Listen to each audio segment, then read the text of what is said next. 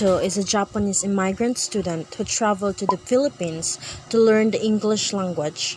He enrolled in an English academy that his friend recommended and planned to stay in the country for 2 years. Kaito is not a fluent English speaker, so he needs to get used to himself conversing with the use of the English language. When his class started, he was luckily under a great English teacher that teaches and understands her students well. They call her Miss Megan. For Kaito and for the rest of her students to fully acquire the second language effectively, Miss Megan used different English materials for them to read and explains everything that they couldn't understand, and it includes the technicality of the English structures.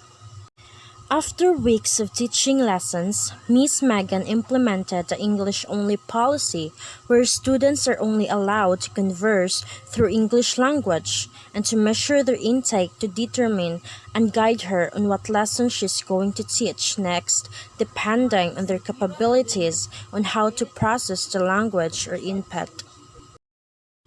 For Miss Megan to test her learners' input processing, every end of the week she will ask her students to read their chosen English books in front, and she will ask them to give their understanding and reflection or reaction upon reading.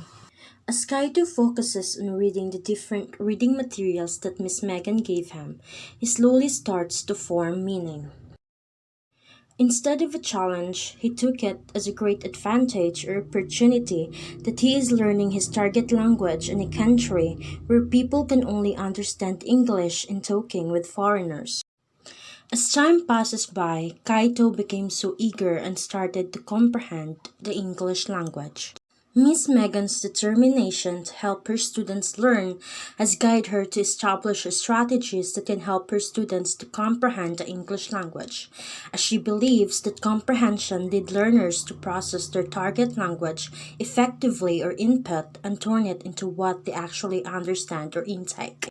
After 2 years, Kaito returned to Japan as a fluent English language speaker and became one of the most successful interpreter in their country.